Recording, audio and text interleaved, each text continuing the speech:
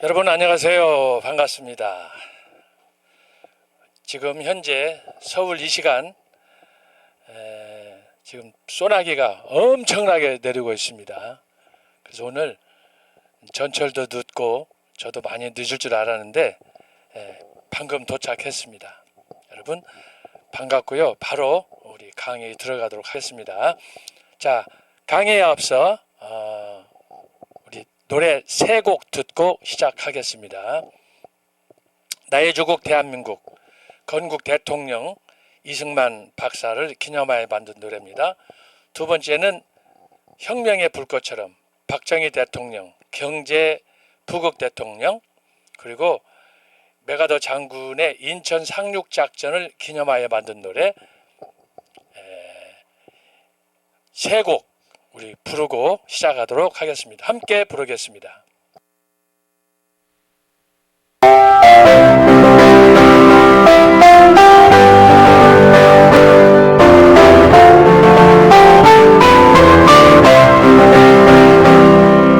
백척한 민족 운명 어깨 메고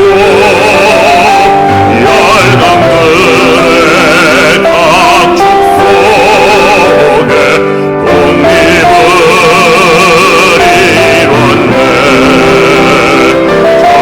자유민주 시장 경제 동맹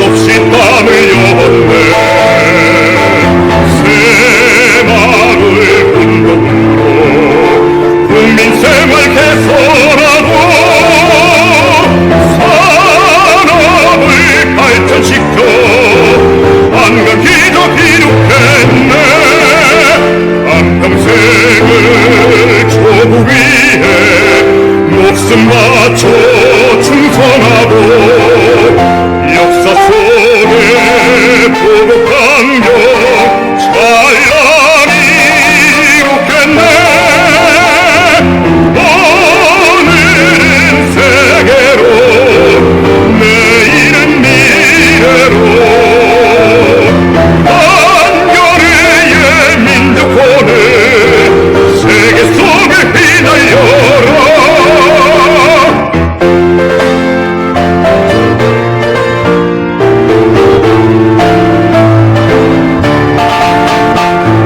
마을마다 도시마다 꿈과 희망 꽃 피우고 서로 돕고 세워주며 선진 한국 이루었네. 국방을 강화하여 자유평화 드높이고 온 땅에 혁명의 뜻 불꽃처럼 펼치었네. 한평생을 조국 위해 목숨 바쳐 충성하고 역사 속에 보고 감격 찬란히 이룩했네. 오늘은 세계로 내일은 미래로 한겨레의 민족혼을 세계 속에 휘날려라.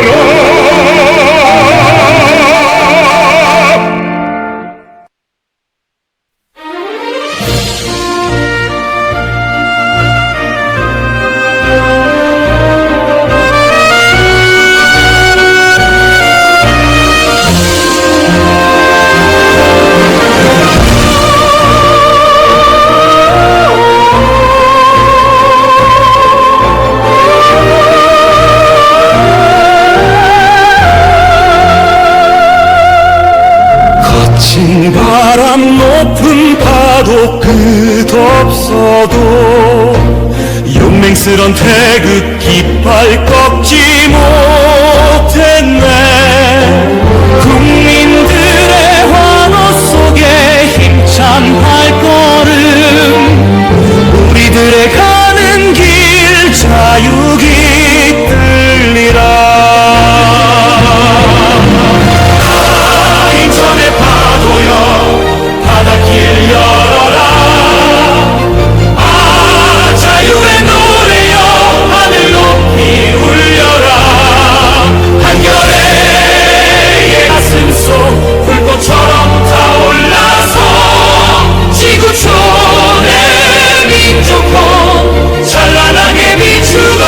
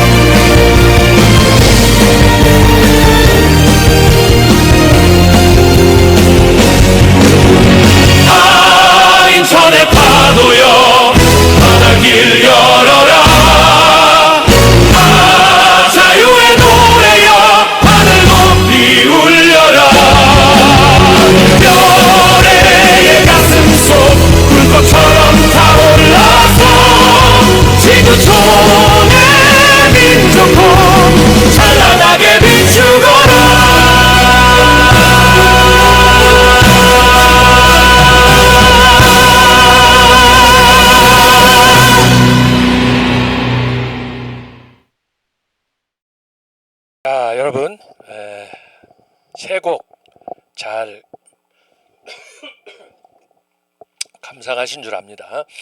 이 시간에는 시로에는 근대교회사 또 시 한 편 준비했습니다. 광화문 가는 길 2탄입니다. 함께 낭송하겠습니다. 광화문 가는 길. 또다시 토요일 주말 습관처럼 기다림 속에 찾은 광화문 사거리 이승만 광장.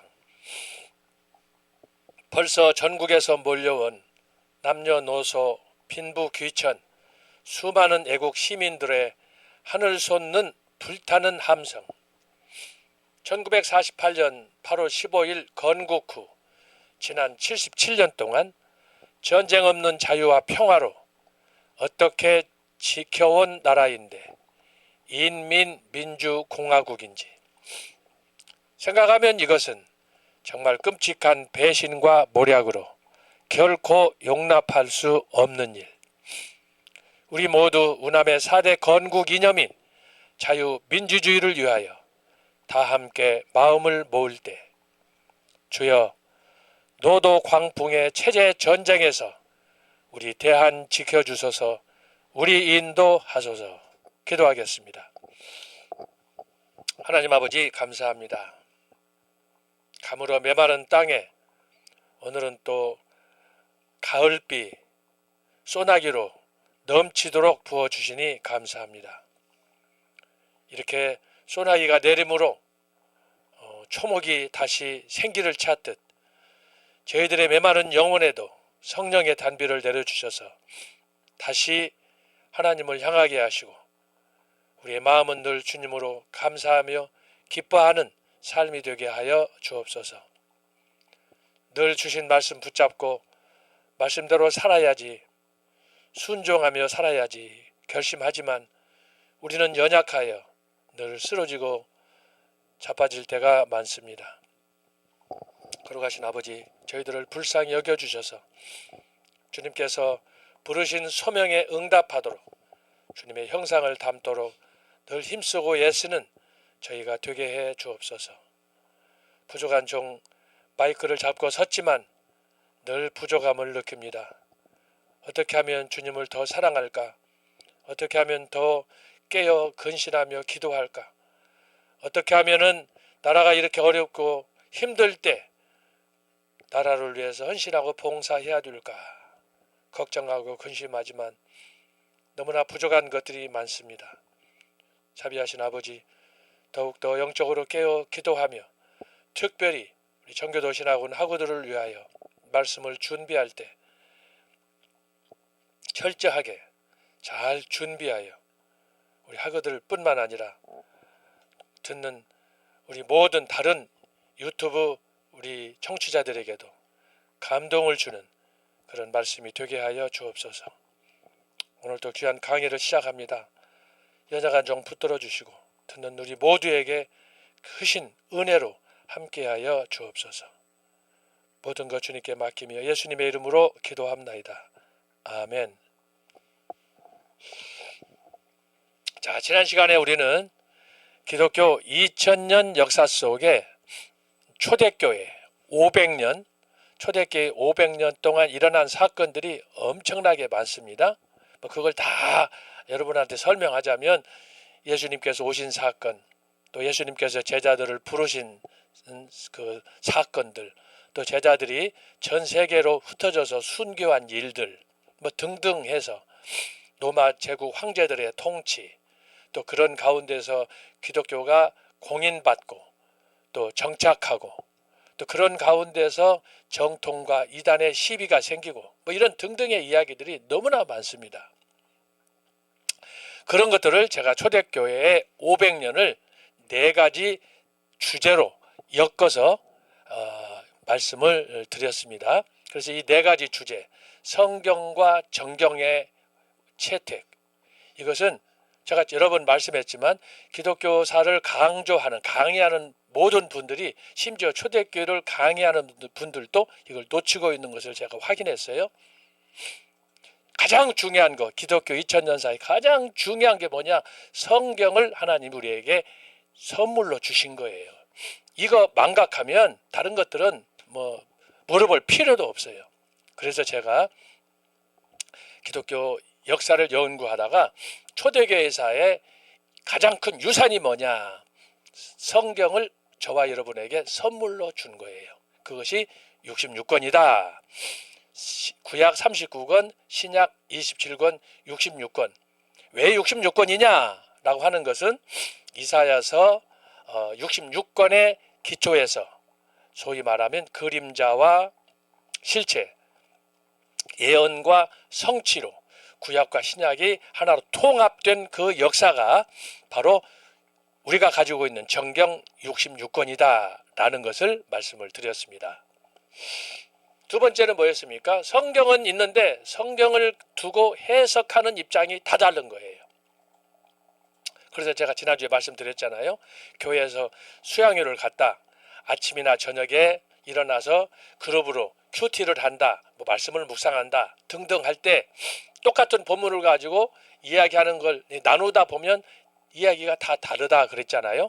그런데 여러분, 우리 교회 안에서 소그룹만 그러는 게 아니고 전 세계에 있는 영국 사람, 미국 사람, 한국 사람, 성경 한 권의 텍스트는 한 절인 말씀은 하나인데 그걸 가지고 해석하는 사람들의 입장은 관점이 다양하다.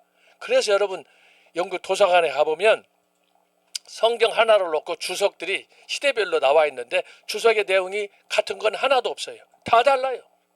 한국도 마찬가지예요. 심지어 성경 공부 교재도 마찬가지예요. 그래서 성경 해석을 두고 교회 안에서 논쟁이 발생하다 보니까 무슨 문제가 발생했느냐? 정통과 이단으로 갈라지게 되는 거예요. 그래서 기독교 역사는 뭐냐? 그러면 바로 정통과 이단의 역사다. 그것을 초대교회에서 어떻게 규명했느냐? 제가 세 가지로 말씀을 드렸어요. 첫 번째는 십계명을 교회에서 가르치느냐? 두 번째는 예수님께서 제자들에게 가르쳐 주시는 산상수훈, 주기도문을 가르치느냐? 세 번째는 사도신경을 교회에서 가르치고 배우느냐라고 하는 걸 말씀드렸어요. 이 사도신경과 관련해서는 초대교회 4번에 걸친 소위 공의회가, 소위 당시의 기독교 공동체가 모여서 니케아 공의회, 그 다음에 콘스탄틴노플 공의회, 에베소 공의회, 그리고 니케아 공의회, 이런 그 공의회를 통해서 다시 한번 교회에서 믿어야 될 신앙의 핵심 원리가 뭔가 하는 것을 잘 정리해 주었습니다. 그래서 이것을 기반으로 해서 세 번째 해야 될 것이 뭐냐? 교회 가서 예배하는 거예요. 아무리 저와 여러분이 성경을 가지고 또 정통, 보수, 뭐 칼빈 얘기해도 교회 가서 예배를 드리지 않는다? 그건 이단이에요. 그것이 바로 바리새인이고 그것이 바로 사두개인이고 그것이 바로 예수님을 십자가에 못 박혀 죽였던 율법사예요. 서기관들이에요. 껍데기예요. 예수님이 그들을 향해서 뭐라고 그랬어요? 너희들은 휘칠한 무덤이다 그랬어요. 그래서 굉장히 중요한 거예요, 이게. 그래서 제가 초대교회를 이야기할 때 초대교회 이 4가지를 여러분이 반드시 기억해야 돼요. 초대교회의 4가지. 첫째가 뭐예요? 성경 플러스 정경 66권. 자, 이것과 관련해서는 제가 이번 학기에 별도의 강의를 또 특강을 위해서 준비하고 있어요. 지난 학기에는 성경 해석의 성경의 기록과 성경을 어떻게 해석하느냐에 따라서 제가 말씀을 했지만 이번에도 제가 성경과 관련된 그 해석의 원리를 별도로 준비하고 있어요. 동시에 이번 학기에 제가 두 번째 여러분한테 보너스 드릴 건 뭐냐? 기독교 2000년 역사 속에 이단이란 뭐냐? 이단에 대한 그 정의. 그래서 2000년 역사 속에 등장했던 시대별 이단들에 대해서 제가 여러분에게 말씀드릴 거예요. 그래서 초대교회, 중세교회, 종교개혁, 근현대, 심지어 한국교회 내에 지금까지 섭생해온 이단들에 대해서 제가 여러분에게 말씀을 할 거예요. 근데 여기서 중요한 건 뭐냐? 초대교회는 바로 정경과 성경, 이걸 통해서 초대교회 때 많은 교회들이, 많은 사람들이 이단으로 정죄를 받았어요. 그래서 제가 여러분들을 위해서 특강을 지금 준비하는 거예요. 매일 집에서 이 두 개의 서브젝트를 놓고 지금 하나하나 정리하고 있는 중입니다. 두 번째는 뭐냐? 정통신학이에요. 정통신학. 아까 제가 얘기했죠? 세 가지. 자, 십계명. 두 번째는 주기도문. 세 번째는 사도신경. 플러스 4대 신조. 이걸 알아야 돼요. 요즘에 유튜브 보면 십계명이 필요 없대요. 또 사도신경도 필요 없대요. 그건 여러분 듣기 좋은 얘기예요. 엄격하게 말씀드리면 이단이에요. 이단입니다. 왜 그러느냐 하면은 자, 잘 들어요. 제가 지난 학기 때 5기 우리 학생들한테 제가 특강을 했어요. 제가 잠깐만요. 콧물이 나와서.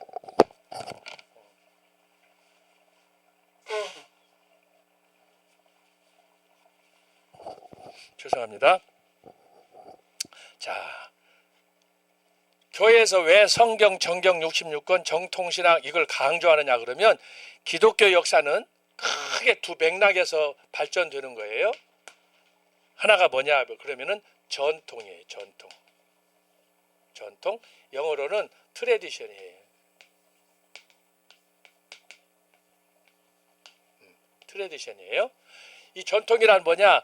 창세기부터 계시록까지 그리고 계시록 이후 지금까지 기독교 역사. 오늘 2025년 오늘까지 지금 9월 현재까지 이 전통이 계속되는 거예요. 이게 뭐냐? 성경의 전통이에요. 성경. 성경의 바른 정통이에요. 이 성경을 보면은 뭐 구약은 구약대로 그렇지만 신약 때만 해도 예수님 당시에 세례요한 당시에 무수한 사람들이 주변에 많이 있었지만 사람들이 이 참된 이 전통이 뭔지를 오해하는 거예요. 오해. 구약에 있는 사람들, 심지어 예수님 당시에도 많은 사람들이 오해한 게 뭐냐? 특별히 유대인들이에요. 이 사람들은 뭐냐? 할례를 하면, 그 다음에 안식일을 잘 지키면, 그러면 하나님을 예배하는 줄 알았어요. 근데 예수님께서 뭐라고 그랬어요? 내가 안식일의 주인이다. 이 말을 유대인들, 당시의 서기관들, 바리새인들 이해를 못하는 거예요. 그러니까 여기서 말하는 전통이란 성경의 전통이란 뭐냐 하면은 결국은 삼위일체예요. 삼위일체. 삼위일체 중에서 특별히 예수 그리스도. 예수 그리스도께서 구약의 예언을 이루고 또 신약의 말씀도 이루고 장차 말씀대로 다시 재림하실 텐데 그 성경의 전통 트레디션이 굉장히 중요한 거예요. 이 전통 속에서 잘못되면 다 성경에서도 이단이 되는 거예요. 바알을 믿거나 아세라를 믿거나 그 가나안의 다른 잡다한 신을 믿거나 그렇게 되는 거예요. 같은 신앙 행위를 해도 다른 거예요. 그걸 여러분들이 분별해야 돼. 그래서 성경을 읽을 때 정강호 목사님이 강조하시는 창세기부터 계시록까지의 역사를 주제는 다를지라도 그 전체적인 맥은 하나로 통일이 돼야 되는 거예요. 제가 그래서 저 목사님 말씀을 자주 하잖아요. 그런데 그 맥을 잡은 그걸 기초해서 강의하고 설교하고 주석을 쓰고 하는 사람들이 그렇게 많지 않아요. 주석들은 많이 써요. 책들은 많이 내요. 그런데 이런 제가 지금 말씀드리는 거시적인 안목을 가지고 이 성경의 전통에 따라서 삼위일체적으로 예수 그리스도 속으로 이게 뭐예요? 복음 아니에요? 복음? 생명을 살리는 복음. 여기에 여러분들이 관통하지 않으면 지금 여러분들이 교회 생활을 해도 잘못되는 거예요. 이걸 잘 붙잡아야 되는 거예요. 그래서 여러분 집에서도 좋은 그 집안들은 집안에 가문의 전통이 있잖아요. 여러분 족보를 왜 찾습니까? 그래서 여기서 말하는 성경의 전통이라는 것은 성경적 족보를 바로 세우는 거예요. 바로 세우는 거예요. 굉장히 제가 이걸 성경신학이 아니기 때문에 다 설명할 수가 없어요. 다 설명할 수가 없어요. 자, 그래서 성경의 전통, 트레디션을 여러분들이 잘 잡아서 단순히 교회 가서 기도하고 은혜 받고 이게 중요한 게 아니야. 그걸로 하자면 여러분 바리새인들을 능가할 수 있어요? 아무도 이 지구상에 사는 사람들이 바리새인처럼 신앙생활을 완벽하게 할 수 없어요. 그것과 유사한 사람들이 누구냐? 부디스트야. 머리 깎고 다니는 불교. 그 사람들 보세요. 얼마나 열심히 합니까? 인위적으로 행동으로 봤을 때 100일 기도부터 삼보 7배며 뭐 이런 거 보세요. 그 정성으로 하자면 말도 못해. 자, 그런데 바로 그 전통에 대해서 예수 그리스도께서 뭐라고 그래요? 나로 말미암지 않고는 아버지께로 올 자가 없느니라. 그래서 오직 예수님만 바라보는 그 전통. 그래서 사도 요한이, 사도 바울이 너희들이 언제까지 아브라함의 조상탄만 할 거냐? 하지 말라는 거예요. 굉장히 중요한 거예요. 굉장히 중요한 거. 두 번째는 뭐냐? 성경의 전통과 비슷해요. 정통이에요. 정통. 옥소독스라고 그래요. 옥소독스.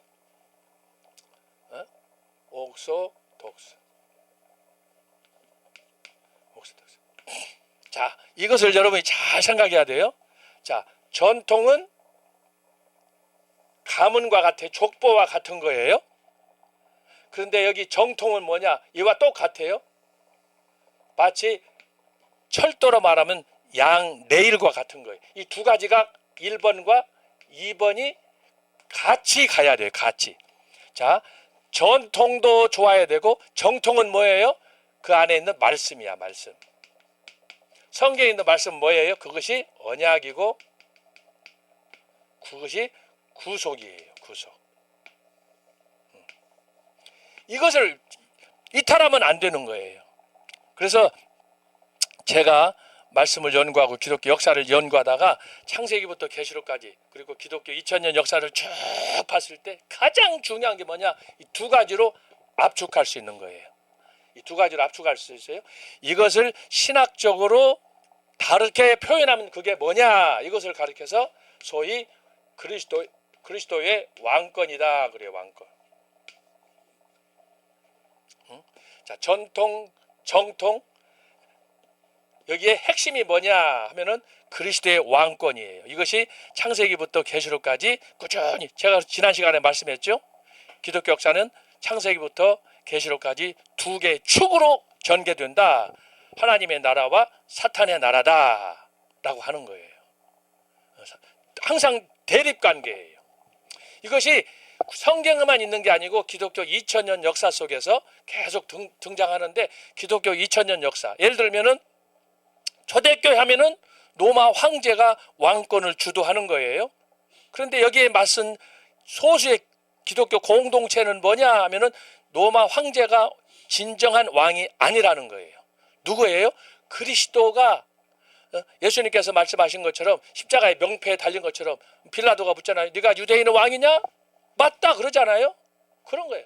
그래서 여러분 기독교 2000년 역사는 뭐냐? 결국은 최종적으로는 그리스도의 왕권인데 항상 이 세상 왕이냐?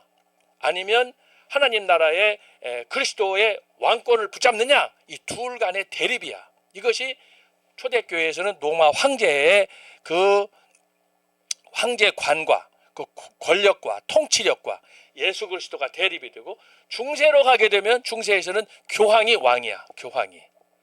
그리스도를 빙자한 그래서 그리스도와 그 대립 관계에서 교황들이 그 예수 그리스도의 소위 신의 대리자라는 명분을 갖고 통치하는 거예요. 그런데 어떻게 됐어요? 제가 지난주에도 말씀했지만 성경에서 떠난 이단이다. 제가 말씀을 드리는 거예요. 성경에서 말씀하지 않은 성경에 기초하지 않은 것들은 모두가 다 이단이고 3단이다. 그래서 제가 지금 여러분들을 위해서 특강을 준비하고 있다라고 하는 거예요. 그러면 그 이유는 어떻습니까? 종교 개혁 때도 마찬가지예요. 종교 개혁 때 종교 개혁자들이 중세 교황들에 맞서서 그들이 새로운 왕권을 확립했어요. 그게 뭐예요? 솔라 스크립투라 오직 성경으로 돌아가자. 오직 하나님께 영광을 돌리자. 그래서 그리스도의 왕권으로 돌아가는 거예요. 종교 개혁이란 뭐냐? 그리스도의 왕됨을 주장하는 거예요. 그리고 나서 바로 이제 절대 왕정 시대가 시작이 돼요. 예를 들면 영국이나 독일이나 스페인이나 프랑스나 우리 같으면 절대 왕적 앱솔루트 모나키가 이제 시작이 되잖아요. 그때 그 권력의 그 힘은 어디로 몰려 있어요? 영국 같은 경우는 헨리 8세. 그 다음에 또 독일 같은 경우는 찰스 황제, 이런 왕들에 의해서 절대 왕정이란, 절대 왕이 뭐예요? 모든 권한은 내가 갖고 있다, 내가 오야봉이다, 내가 하나님이라고 하는 거예요. 그래서 그 명분 아래 기독교인들을 박해하고 죽이고 온갖 범죄를 저지르는 건데, 바로 그런 상황에서 등장한 사람들이 뭐예요? 영국의 청교도들 아니라는 거예요. 스코틀랜드의 언약도들 아니라는 거예요.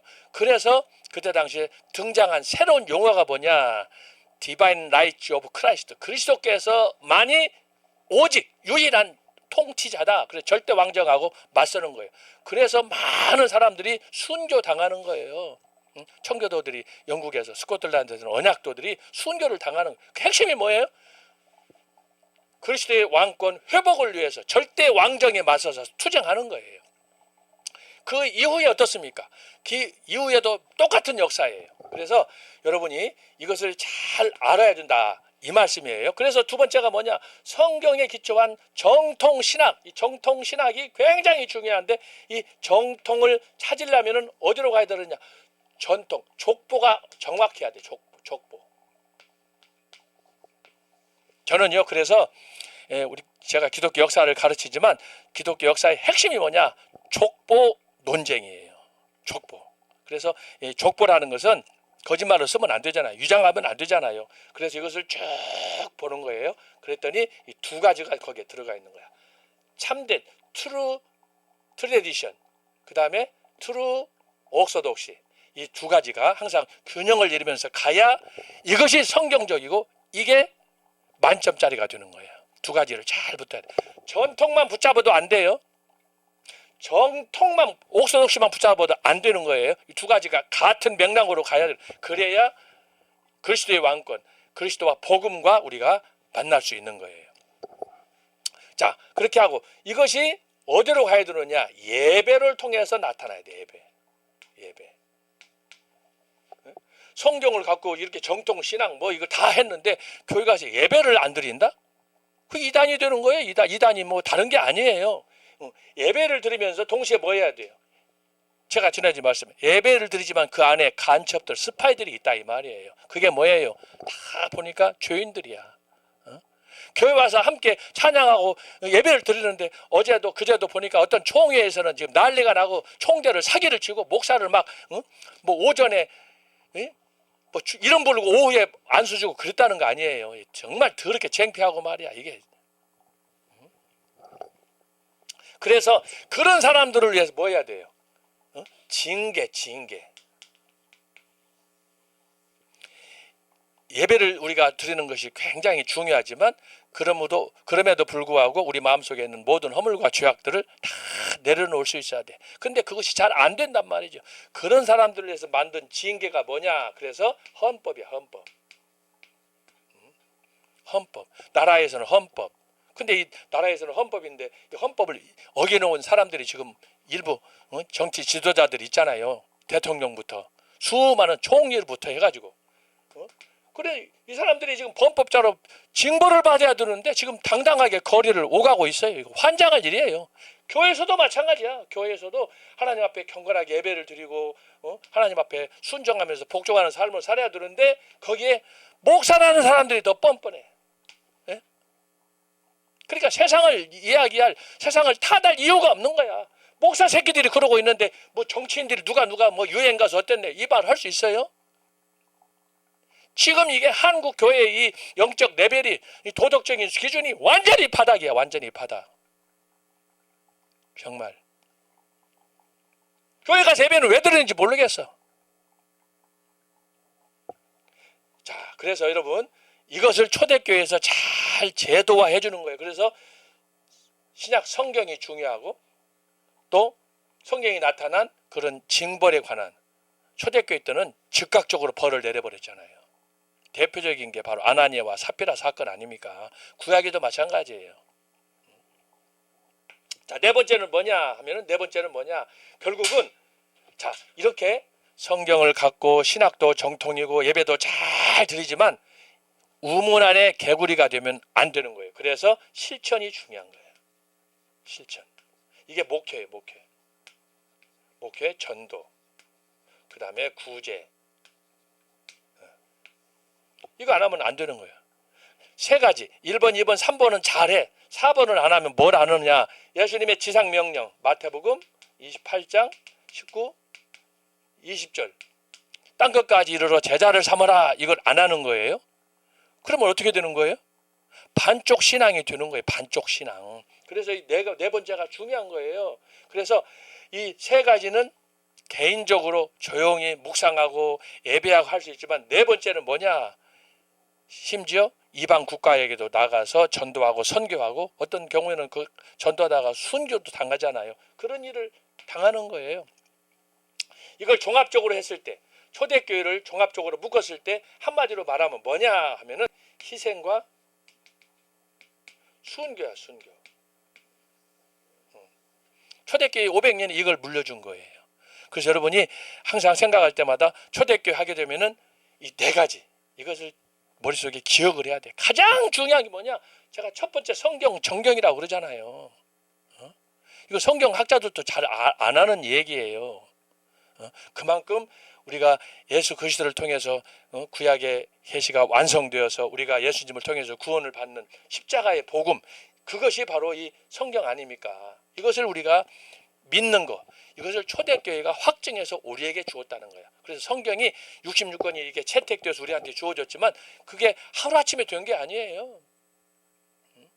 수많은 사람들이 이것 때문에 논쟁을 하고 회의를 하고 그래서 왜 이 성경이 들어가야 되느냐, 왜 이것은 빠져야 되느냐. 그래서 이 정경과 더불어서 맞물리는 게 뭐라고 그랬어요? 유경, 가경이 있다고 그랬잖아요. 가경.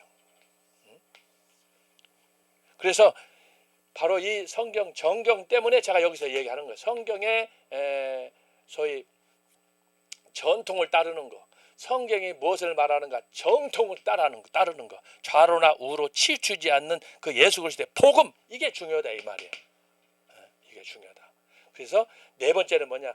그것을 실천하는 방법. 네 번째, 마태복음 28장 19절로 20절, 땅끝까지 제자를 삼는 사역. 이것이 초대교회에 다 갖추어져 있어요. 네 가지가. 그래서 우리는 초대교회로 돌아가자라고 하는 거예요. 왜? 다른 기독교 역사 속에는 이런 게 없어. 근데 초대교회는 이것이 돼 있어. 재밌는 건 뭐냐? 이것이 이제 중세로 가잖아요. 중세로 가게 되면은 자, 이것이 다 교회에서 사라져요. 형식만 나와요. 초대교회에서는 항상 중심이 뭐냐? 예수 그리스도야. 예수 그리스도 중심이야 다. 근데 이것이 중세로 가잖아요. 중세로 가게 되면은 이 모든 것들이 자, 크게 두 가지야. 중세로 가게 되면 이 초대교회 전통이 제도화돼. 제도화가 뭐예요? 교황이라는 교황권의 제도에 딱 묶여서 형식은 초대교회 전통을 따르는 것 같은데 실제로는 뭐냐? 초대교회와 다른 교회의 모습을 띠게 되는 거예요. 그게 뭐냐? 교황권. 제가 아까도 말씀드렸지만 사탄의 회를 짓는 그런 그 교회가 로만 가톨릭 교회다라고 하는 거예요. 제도화되고, 두 번째는 뭐예요? 구원은 선행으로 받는다. 구원은 예수 그리스도로 그를 믿음으로 십자가를 통해서 구원을 받는데 중세에서는 뭐예요? 1000년 동안 선행으로 구제로 이렇게 행실을 잘 나타내므로 교회 헌금을 많이 함으로 형식적인 이런 것들이 나타나게 됐다. 중세 교회. 그래서 이 과정에서 생기는 게 뭐냐 하면은 소위 교회가 제도화해 가지고 만든 것이 뭐냐? 소위 정통과 이단이에요. 이단. 그래서 여러분이 초대교회 때의 이단은 철저하게 성경에 기초했어요. 신학에 기초했어요. 그런데 중세교회에서는 정통과 이단이 뭐냐? 정통은 교황이야. 그리고 이단은 거기에 말을 듣지 않는 사람들이야. 제도가, 말씀이 이단으로 정죄하는 게 아니라 제도가 이단을 규명한다. 그러니까 얼마나 이게 잘못되어 있는지 여러분 알 수 있잖아요. 여기에서 등장하는 게 뭔 줄 알아요? 마녀 사냥이라는 거예요. 마녀 사냥. 자기들에게 말 안 들으면 자기들이 재판정에 불러서 자기들이 정죄를 하고 사람을 죽이고 살리고, 그래서 이 교황이 교황권을 가지고 그것들을 모두 행사를 한다. 그러다 보니까 초대교회는 500년이라고 그랬어요. 500년? 근데 중세교회는 1000년. 1000년 동안 이렇게 제도화와 선행으로 그 다음에 정통과 이단을 나누어서 이렇게 했다. 여기서 교황권이 그러면 어떻게 제도화했느냐? 여기에는 여러 가지 원리가 있어요. 교황권은 모든 만사는 중앙화야. 중앙화. 교황을 중심으로. 그 다음에 두 번째는 뭐냐? 여기서는 군사화야. 군사화. 그래서 십자군 전쟁 때 교황이 신이 되는 거예요. 중앙화, 군사화. 세 번째가 뭐냐? 라고 하면은 이것이 지금 말씀하셨던 이 중앙, 항상 중심으로, 그 다음에 군사를 중심으로, 그리고 이 중세 그 로마 그 가톨릭은 여기다가 모든 것을 소위 신앙화했어요. 이게 무슨 얘기냐 하면은 다시 말하면 가톨릭의 신앙의 조직화시켰어요. 조직화. 요즘에 이제 우리 같으면 구역장, 구역, 속회 이런 거 있잖아요. 그런 제도가 바로 조직화가 돼 있어가지고 수도원은 수도원대로, 교회는 교회대로, 모든 사람은 태어나면 교회에 호적을 다 두었어요. 조직화. 그래서 그 사람들은 지금도 그런 유럽에서는 일부 전통이 있지만 태어나면 무조건 교회에다가 입적을 해. 거기다 이름을 기록한다 이 말이죠. 그래서 이 중앙화, 군사화, 신앙화, 조직화 이런 걸 통해서 모든 그 사람들이 교회의 지도, 교황의 지도 아래 그 속박 아래 머물게 되는 거예요. 이것을 루터가 늦게서 깨닫고 이 조직으로부터 이제 벗어나는 거예요. 그래서 그가 발표한 것이 95개 항해문이에요. 항해문. 그래서 여러분이 중세 가톨릭 교회는 1000년 동안 모든 것을 제도화하고 교황권 아래 복종시켰다. 절대 그 권한을 행사했다. 그리고 그것을 어떻게 했느냐? 중앙화, 군사화, 신앙과 조직화를 통해서 모든 것을 자기의 왕권을 확립하는데 집중했다라고 하는 거예요.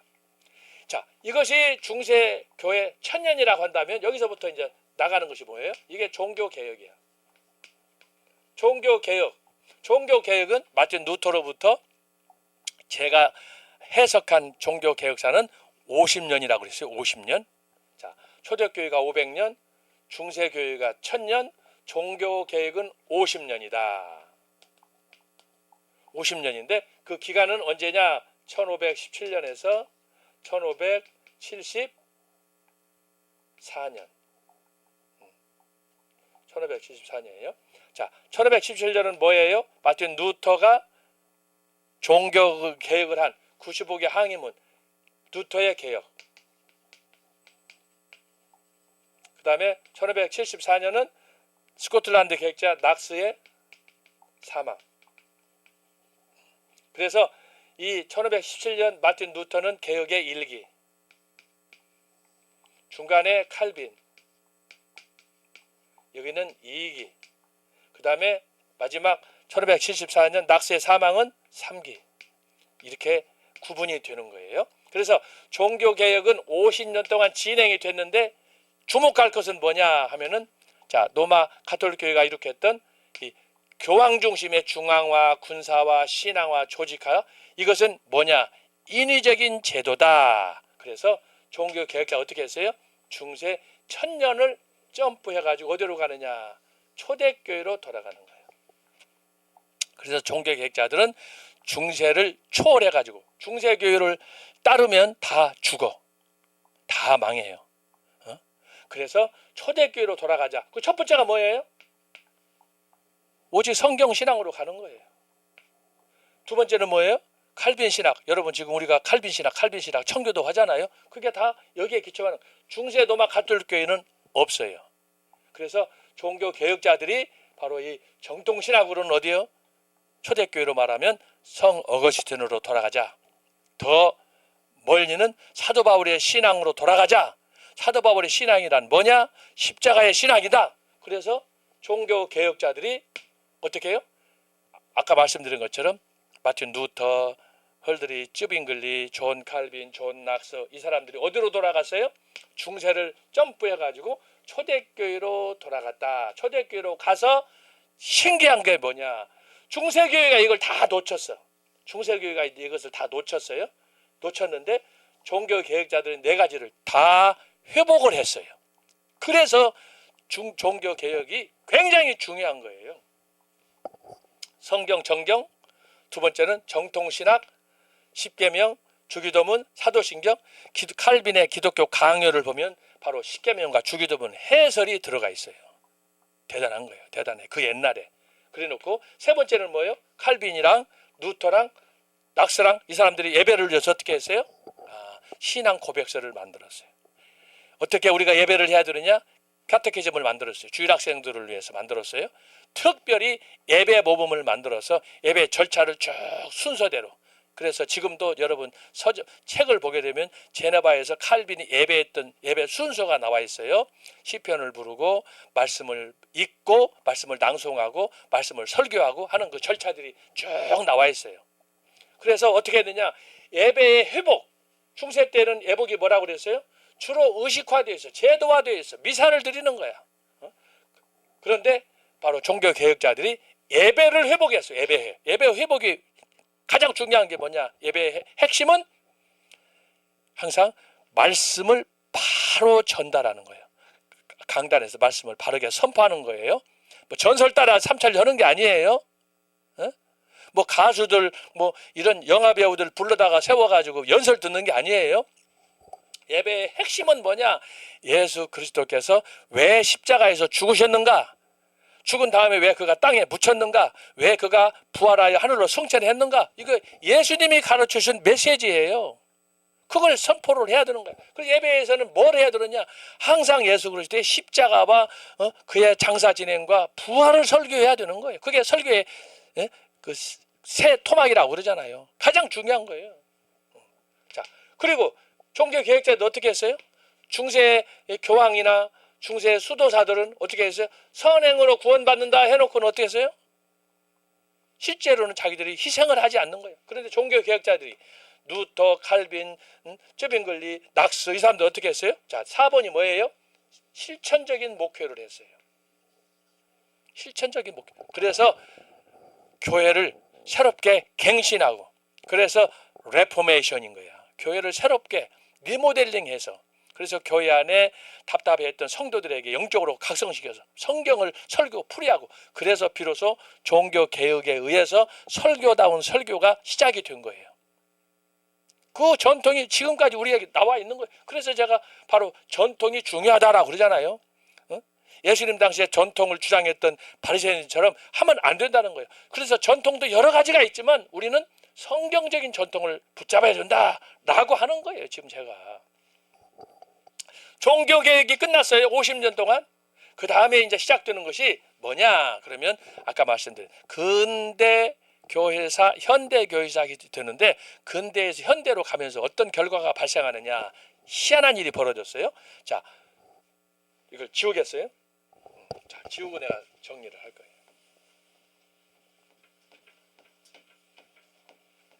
자, 초대교회에서 중세, 종교개혁, 그 다음에 근대, 현대. 자, 이렇게 역사가 지금 진행이 되는데 신기한 건 뭐냐? 종교개혁은 초대교회로 돌아갔다 이렇게 말씀했어요. 왜? 중세교회로 가면은 교회가 망한다고 본 거예요. 교황이 신이 될 수가 없잖아요. 자, 그런데 그렇게 해서 종교개혁자들이 50년 동안 종교개혁을 했는데 그 이후에 교회가 서로 대립하고 갈등하는 그런 혼란에 빠지게 됐어요. 근대, 현대. 제가 나중에 설명하겠지만 그러면 근대 교회, 현대 교회 특징은 뭐냐? 그러면은 재밌는 것이 자, 종교개혁자들은 초대교회로 돌아갔는데 근대, 현대 교회는 어디로 돌아가느냐? 중세로 돌아가는 거예요. 중세로 돌아가는 거예요. 요즘 교회의 여러 행태를 보면 알 수 있어요. 중세로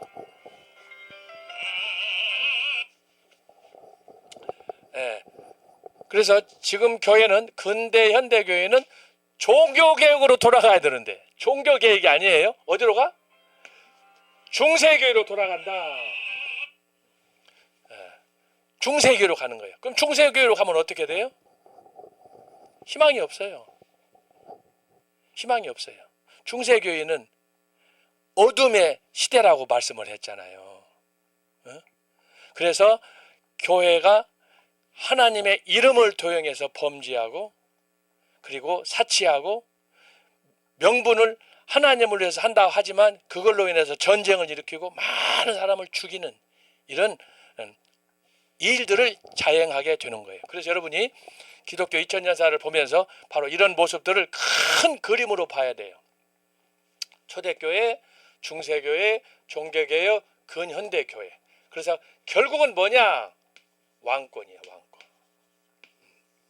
어떻게 그리스도의 왕권을 확립하느냐? 성경의 역사요. 기독교 2000년의 역사예요. 이 왕권을 세우느냐 아니면 사탄이냐? 사탄의 왕권을 세우느냐? 왕권. 그리스도의 왕권이냐라고 하는 거예요. 이것을 여러분들이 구분하면서 역사를 볼 필요가 있다. 그래서 우리가 종교개혁사를 살펴봤기 때문에 근대 현대에서는 주로 일어난 일들이 뭐냐? 종교개혁과 전혀 다른 형태의 소위 중세교회로 돌아가는 답습하는 인위적인 그런 행태가 근대교회에 현대교회에 많이 나타나게 된다. 그러다 보니까 어떤 현상이 발생해요? 교회가 세속화되는 거예요. 교회가 많이 있어요. 그러나 그 교회가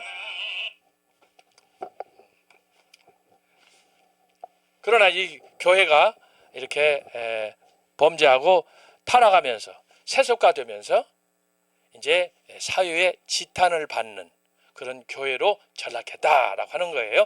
자, 이것을 여러분이 생각하면서 오늘 교환으로 들어가겠어요. 교환. 제가 오늘 이거 안 하고 바로 교환 들어가려고 그랬는데 자, 강양 부분 역사란 무엇인가 한번 보겠어요.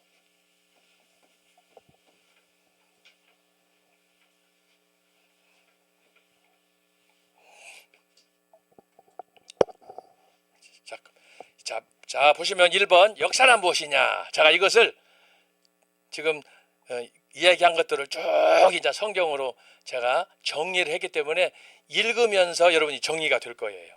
잘 정리하시기 바랍니다. 자, 역사란 무엇이냐. 하나님이 창조하신 이 세상 모든 만물은 무생물이든 생물이든 하늘과 땅과 바다의 모든 창조물은 그 자체 역사를 가지고 있습니다. 하지만 그 모든 역사는 인간을 제외하고는 자체의 역사를 가질 수가 없습니다. 모든 만물은 인간에 의해 존재의 실상과 방식이 규정이 됩니다. 하나님께서는 사람을 당신의 모양과 형상대로 만드셨고 그에게 땅을 정복하고 땅에서 움직이는 모든 생물들을 다스릴 수 있는 통치권을 주셨습니다. 그 아래 따라서 인간은 시편 8편에 있는 것처럼 주의 손가락으로 만드신 주의 하늘과 주께서 베풀어 주신 달과 별들을 내가 보니 그 다음에 그 아래 6절 9절 주의 손으로 만드신 것을 다스리게 하시고 만물을 그 발 아래 두셨으니 곧 모든 소와 양과 들짐승이며 공중의 새와 바다의 물고기와 바닷길에 다니는 것입니다. 여호와 우리 주여 주의 이름이 온 땅에 어찌 그리 아름다운지요. 자, 이 말씀은 하나님께서 인간에게 주신 축복을 가르칩니다. 그러므로 인간은 하나님이 창조하신 다른 어떤 피조물과 비교할 수 없는 만물의 영장입니다. 이것은 인간에게 베푸신 하나님의 크고 놀라우신 은총입니다. 시편 144편입니다. 여호와여, 사람이 무엇이기에 주께서 그를 알아주시며 인생이 무엇이기에 그를 생각하시나이까. 사람은 헛것 같고 그의 날은 지나가는 그림자 같으니이다. 이 말씀에는 5가지 의미가 포함이 되었습니다. 하나님의 전능하신 능력과 긍휼, 하나님의 인간 인식, 즉 마음의 두심이며, 하나님의 사람을 생각, 즉 찾아오심이며, 창조주 하나님께서 당신의 피조물인 인간의 연약함을 알아주심이며, 5번째로 하나님께서 사람을 소중히 여기시는 것입니다. 이 모든 것은 이사야서 43장 7절, 내 이름으로 불려지는 모든 자, 곧 내가 내 영광을 위하여 창조한 자를 오게 하라. 그를 내가 지었고 그를 내가 만들었기 때문이다. 그러므로 고린도전서 10장 31절, 너희가 먹든지 마시든지 무엇을 하든지 다 하나님의 영광을 위하여 하라. 사도 바울은 빌립보서 1장 19절에서 이것이 너희의 간구와 예수 그리스도의 성령의 도우심으로 나를 구원에 이르게 한 줄 아는 고로 나의 간절한 기대와 소망을 따라 아무 일에든지 부끄러워하지 아니하고 지금도 전과 같이 온전히 담대하여 살든지 죽든지 내 몸에서 그리스도가 존귀하게 되게 하려 하나니 이는 내게 사는 것이 그리스도니 죽는 것도 유익함이니라. 그 아래 갈라디아서 2장 20절입니다. 내가 그리스도와 함께 십자가에 못 박혔느니 그런즉 이제는 내가 산 것이 아니요 오직 내 안에 그리스도께서 사신 것이라.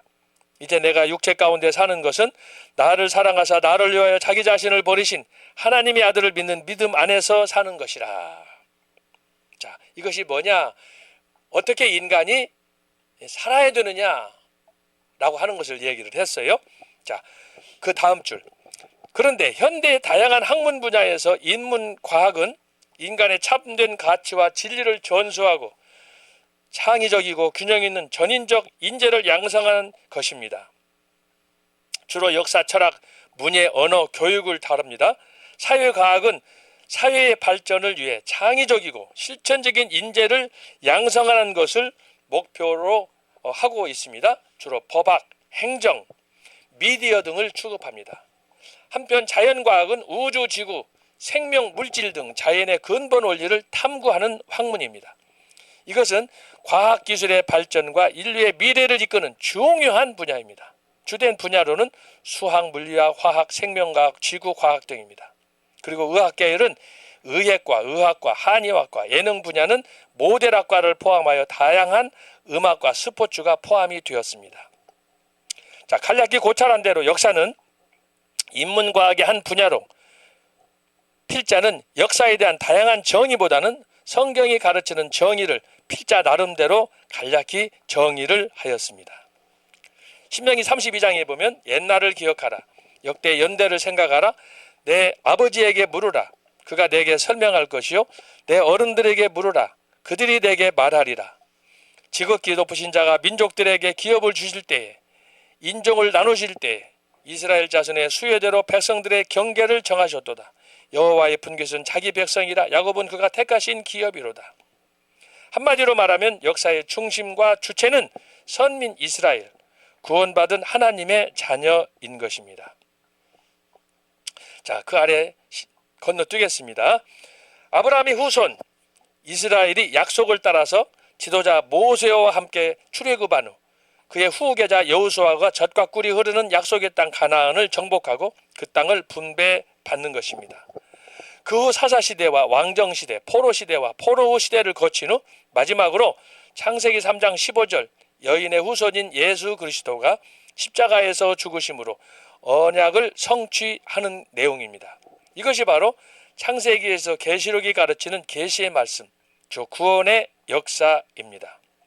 이 말씀에 기초하여 역사는 구속사와 세속사, 특수사와 일반사로 나누이는 것입니다. 그래서 여기서 구속사와 세속사, 특수사와 일반사라고 한 것이 뭐냐 하면 아까 제가 설명한 거예요. 그리스도의 왕권을 확립하는 거냐 아니면 사탄의 왕권을 확립하는 거냐, 그 두 가지로 나눠져요. 하나님 나라와 사탄의 나라. 자, 2번. 그러면 역사, 특별히 기독교 역사란 무엇인가? 기독교 역사에 대해서 우리가 살펴보도록 하겠습니다. 기독교 역사. 제가 기독교 역사를 세 가지로 정리를 해봤어요. 아까 뭐 다양한 관점에서 이야기를 했지만, 자, 기독교 역사란 뭐냐? 첫 번째로 있죠. Memory of Life. 다시 말하면 삶 혹은 생명에 대한 기억이다라고 하는 거예요. 그래서 역사란 뭐냐? 생명에 대한 기억, 과거와 현재, 이것을 종합적으로 이렇게 묶어 드리는 거예요. 이것이 성경적으로 말하면 에베네셀이다. 제가 거기 강의 안에 있어요. 에베네셀, 사무엘상 7장 12절, 고린도전서 15장 10절. 이것을 통해서 존재의 의미, 결국 인간은 나 홀로 존재할 수 없는 실존을 보여준다라고 하는 거예요. 이것을 이제 초대교회의 그 역사를 정리한 성 어거스틴은 그의 그 신의 왕국, 신의 도성이라는 책에서 이것을 어떻게 했느냐? 역사란 뭐냐? 하면은 기억되는 역사다. 이 기억이란 뭐예요? 과거에 대한 역사예요. 과거. 근데 과거에 대한 역사인데 그 역사를 우리가 다 기억할 수 있느냐? 여러분, 역사를 다 기억할 수 있어요? 기억할 수 없어요. 그런데 그 과거 없는, 과거의 역사가 없는 오늘 나는 존재할 수가 없는 거예요. 그런데 여러분, 여기에는 굉장히 신비한, 소위 우리 인간으로서 말하면 존재 이유가 여기에 내포가 되어 있어요. 과거 없는 인간은 없는데 어떤 사람들은 말을 해요. 자, 과거는 잊어버려라. 여러분, 과거 잊는다고 잊어집니까? 과거의 나의 인생, 나의 삶을 돌아보면, 여기 제가 얘기했잖아요. 삶 혹은 생명의 기억이다 그랬잖아요. 어거스틴의 그가 이야기한 역사에 대한 정의를 제가 지금 다시 리피트 하는 거예요. 과거란 뭐냐? 나의 지난날의 삶의 생명에 대한 기억이다. 내가 오늘 그걸 기억하지 못하면 나는 존재할 수 없잖아요. 그걸 기억함으로 인해서 역사는 뭐냐? 과거의 역사가 내가 기억함으로 다시 부활하는 거예요. 부활하는 거예요. 근데 이것을 누가 할 수 있느냐? 하나님이 당신의 형상을 따라서 창조한 인간만이 그걸 리마인드 할 수 있는, 리콜 할 수 있는 거예요. 아무것도, 세상에 있는 피조물 그 어떤 것도 할 수 없어요. 오직 하나님께서 당신의 형상을 따라서 창조한 인간만이 이것을 할 수 있는 거예요. 인간만이 그러므로 역사도 만들 수 있는 거예요. 그러니까 인간만이 감사할 수 있는 거예요. 굉장히 중요한 거예요. 이것을 기초해서 결국은 인간은 뭐냐? 오늘 스스로 내가 무엇을 할 것인가 스스로 판단하는 거예요. 그래서 여러분이 기억할 것은 뭐 성경이 창세기부터 계시록까지 계속해서 반복적으로 이렇게 기록되고 하지만 중요한 것은 하나님께서 이스라엘 백성들에게 주신 메시지가 뭐예요? 너희는 과거를 잊지 마라. 애굽에서의 430년 노예 생활을 잊지 말아라. 사도 바울도 항상 뭘 생각했어요? 그가 복음을 전할 때마다, 사역을 할 때마다 그가 강조했던 건 뭐예요? 나는 십자가의 원수였다. 나는 핍박자였다. 디모데전서 1장에 나오잖아요. 그래서 이것을 얼마나, 나의 지난 삶에 대해서 얼마나 우리가 처절하게 그걸 생각하고 뉘우치고 그걸 아파하고 그거에 대해서 이렇게 붙잡고 하나님 앞에 기도하느냐에 그 따라서 저는 그렇게 생각해요. 저와 여러분의 영적 성숙도가 좌우가 됩니다. 그러니까 과거를 잊어라. 잊으면 안 되는 거예요. 하나님께서도 말씀했잖아요. 아까 우리가 신명기 읽었잖아요.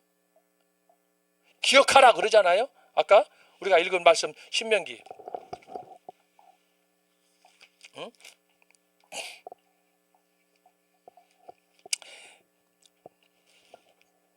신명기 32장 7절로 9절에 보면 옛날을 기억하라. 역대 연대를 생각하라 그러잖아요. 이게 과거 역사를 얘기하는 거예요. 굉장히 중요한 거예요. 그리고 뭐라고 말씀 보면은 내 아비에게 물어라. 배우라는 거예요. 나의 존재 이유, 내가 어떻게 살았는가, 나를 어떻게 태어났는가. 여러분 어렸을 때, 저도 어렸을 때 어머니 아버지한테 어떻게 나를 낳았느냐, 내가 3살 때, 5살 때, 10살 때 내가 어떻게 살았느냐 이걸 물어요. 나는 모르지만 어머니 아버지는 다 알아요.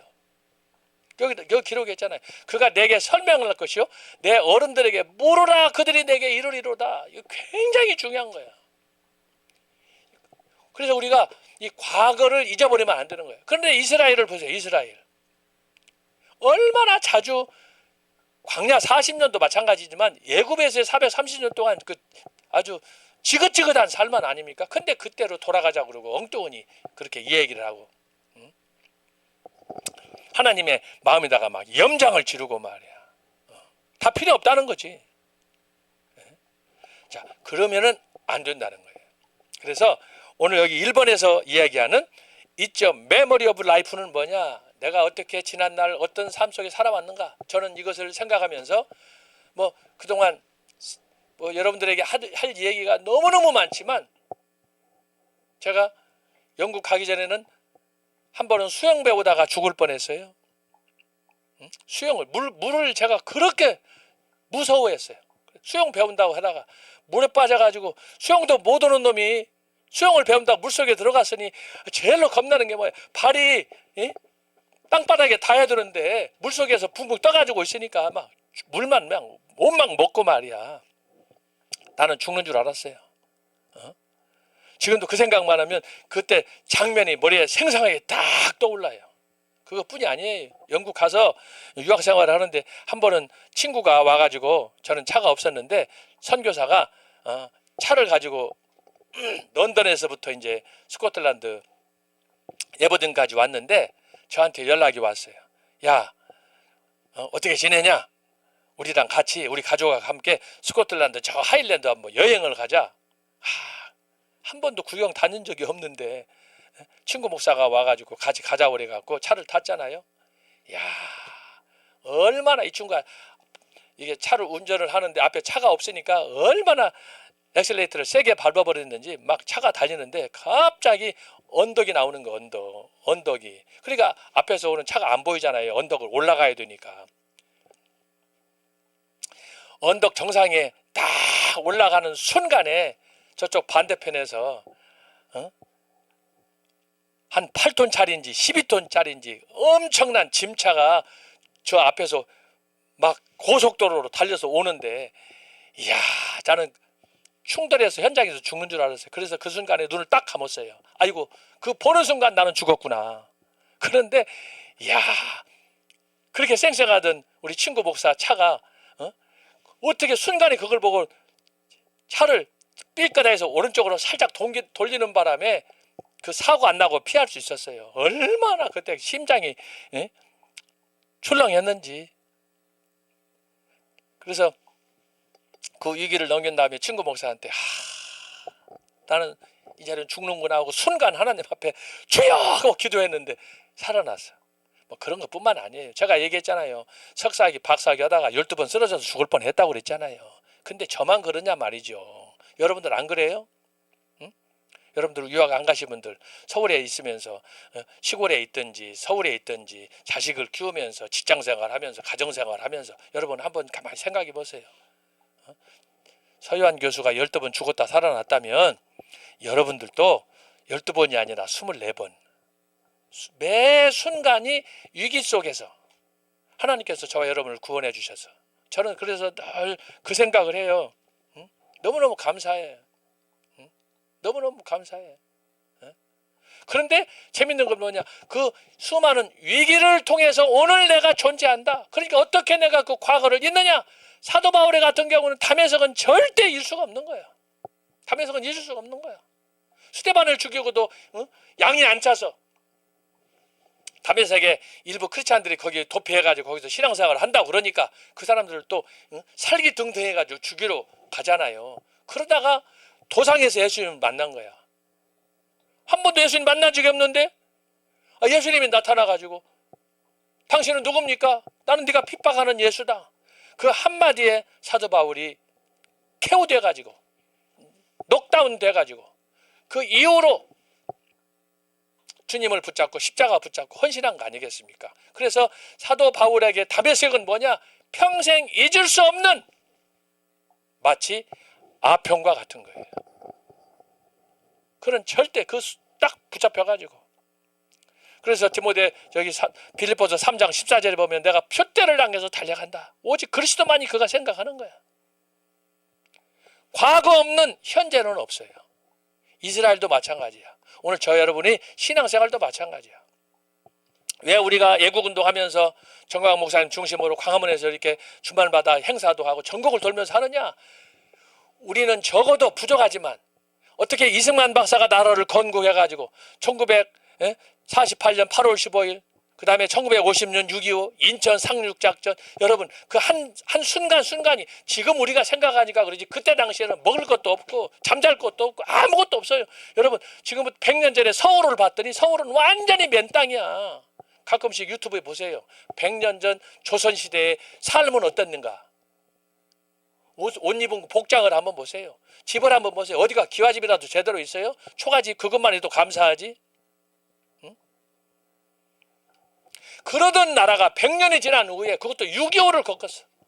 근데 지금 세계에서 이게 그 현대 저기 드론으로 해서 서울 시내 사진 찍은 걸 조선시대하고 비교해서 보여주는데 상상이 안 되는 거예요. 어떻게 이게 100년 전과 100년 후가 이렇게 다를 수가 있어요. 하나님의 축복이에요. 그래서 여러분 여기서 1번에서 강조하는 것이 바로 그겁니다. 있죠. 메모리 오브 라이프.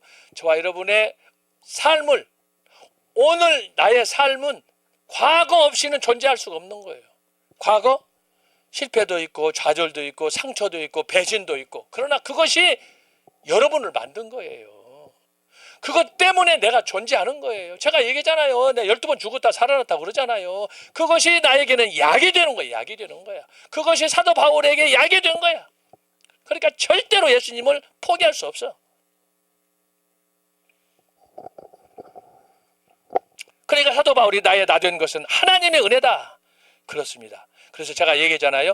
과거에 대한, 내 인생에 대한 처절한 통감, 그것을 느끼는 그 정도에 따라서 신앙의 성숙도가 달라진다라고 하는 거예요. 에이, 뭐 과거 뭐 별거 아니야 생각, 그러면 안 되는 거예요. 그걸 붙잡고 여러분 요셉을 보고, 여러분 아브라함을 보고, 여러분 야곱을 보세요.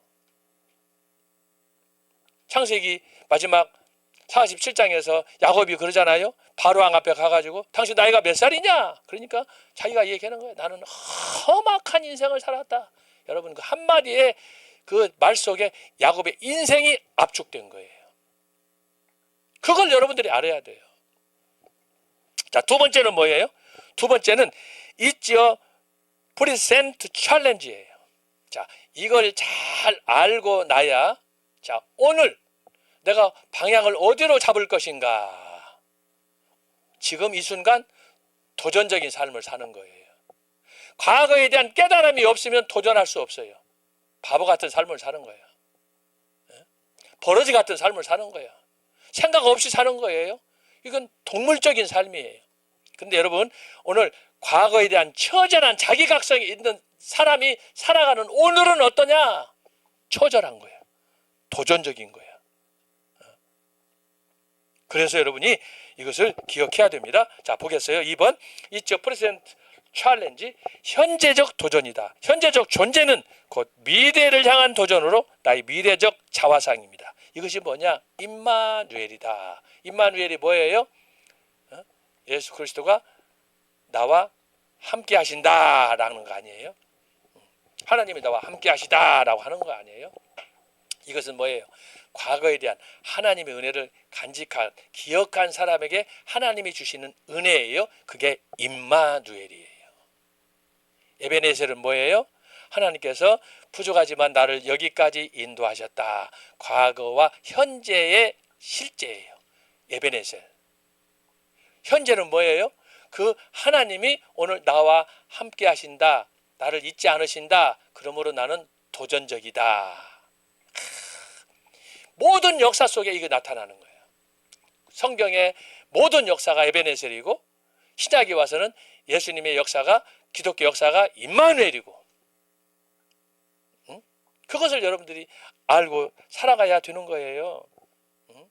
그래서 역사에 대한 정의가 뭐 한둘이겠습니까? 그러나 제가 오늘 청교도 신학원을 여러분들을 위해서, 우리는 신앙 공동체이기 때문에 제가 어떻게 하면 이것을 색다르게 여러분들에게 도전할 수 있을까 해서 제가 만든 거예요. 따로 교환을 만들어서 이렇게 한 거예요.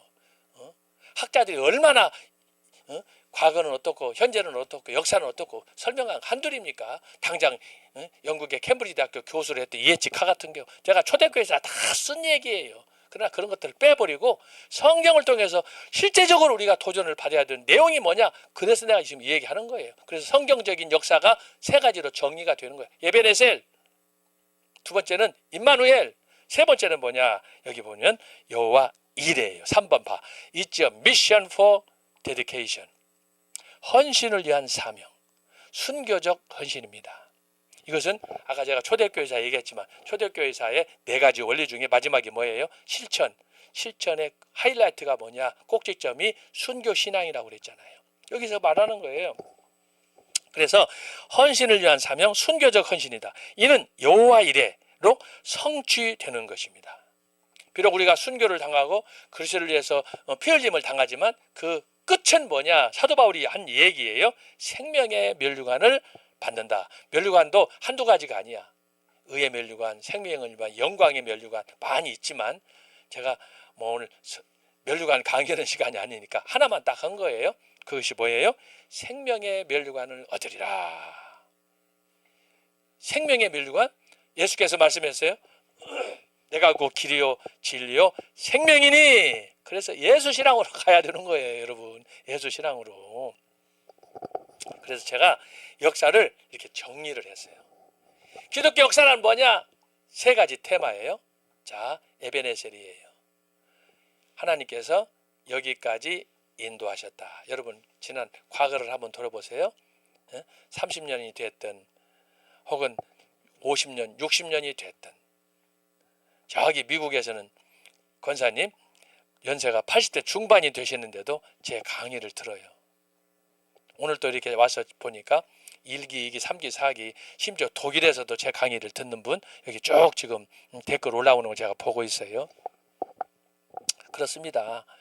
우리가 국내에 살든지 해외에 살든지 어디에 살든지 저도 나그네와 같은 삶을 영국에서 10년을 살았어요. 근데 지금 그때 살 때는 하루하루 살아가는 게 너무너무 힘들고 어떻게 내포 쓰고 공부하고 먹고 살고 그 처음에는 10년 생각도 없이 1년이나 2년 지내다 와야지 했는데 나도 모르게 2년이 가고 3년이 가고 5년이 가고 거기다가 교수님은 야 인마 그렇게 하려면 짐 싸가지고 서울로 가라 그렇게 해서 되겠느냐 거기다가 막 책망을 하지 공부는 안 되지 돈도 없지 살아갈 일이 막막한데 그런 세월이 1년 2년이 10년이 됐다니까요. 근데 하나님께서 까마귀로 저한테 목사님을 통해서 후원을 해주신 거 아니에요. 그러니 이거 얼마나 감사해. 저는 영국에 10년 동안 유학한 거 그 생각만 해도 나는 요즘에는 막 그 생각하면 꿈꾸는 것 같아요. 너무너무 감사해. 예? 어떻게 하나님께서 그 영국에 가서 그런 귀한 목사님 만나서 친구들 만나서 교수님 만나서 제가 그러잖아요. 제가 논문을 써도 공부를 해서도 제 힘으로 한 게 아니에요. 제 친구들, 교수들, 목사님들 그분들이 도움을 주셨기 때문에 내가 버틴 거지. 나는 너무 감사할 것이 많아요. 그래서 제가 지금 성경 통독하시던 조병호 박사라는 분이 있는데 본래 나는 그분 모르는 분이에요. 근데 이제 소개로 만났는데 그분과 대화를 하다가 그분이 저한테 어떻게 영국 유학 생활을 했느냐 그래서 이야기하다 보니까 그분이 제 얘기를 듣고는 교수님 그 영국에서 유학한 10년 그 10년에 관한 이야기만 딱 떼어가지고 유학기 10년사 이래서 그걸 책을 내면은 아주 도움이 많이 될 것 같습니다. 자기가 책을 내준대요. 근데 아직도 제가 지금 정리를 못하고 있는데 조만간 정리를 하려고 그래요. 서희환 교수의 영국 유학 10년사 기가 막히잖아요. 그 안에 내용 보면은 눈물과 감동이 거기에 함께 있어요. 참 저 같은 부족한 사람이 그래서 그걸 이제 써서 제가 공부 거기서 하는 동안에 교회도 개척도 해보고 또 그 개척하는 과정에서 교회 어려움도 알고 그리고 이제 실제로 공부하고 했기 때문에 거기서 또 IBF 학생운동 그 본부 가서 그 대표들하고 만나서 이야기한 거, 옥스퍼드 대학교에서 좋은 교수님 만나서 또 공부한 거, 뭐 이런 것들 하나하나 한두 가지겠습니까? 제가 하고 싶은 얘기가. 자, 그것을 아마 어느 유학생도 다루지 못한 주제예요. 근데 저는 10년 동안 제가 영국에서 실제로 경험한 것들, 빈손으로 가가지고 박사 받고 또 옥스퍼드에서 포스트 닥터럴 과정 이수하고 그렇게 와서 총신해서 교수하는 것까지만 딱 그렇게 해서 한 10년 정도 저의 유학기, 영국 체류기를 제가 책으로 내려고 그래요. 하도 그분이 부탁을 했기 때문에 본래는 나 생각도 안 했는데, 그래서 그 하고 있는데, 이것이 뭐냐, 바로 그런 저의 그런 짧은 유학 생활 10년을 통해서, 그리고 그 이후에 지금까지 총신대학교에서 은퇴할 때까지, 그리고 이제 광화문에서 정광훈 목사님 만나서 활동하는 이 사역까지, 이걸 다 치내보니까 기독교 역사란 뭐냐, 다른 데서 정의를 찾을 게 아니더라. 제가 얻은 결론이에요. 그건 뭐냐, 성경에서 찾아야 된다. 그래서 제가 세 가지로 정리한 거예요.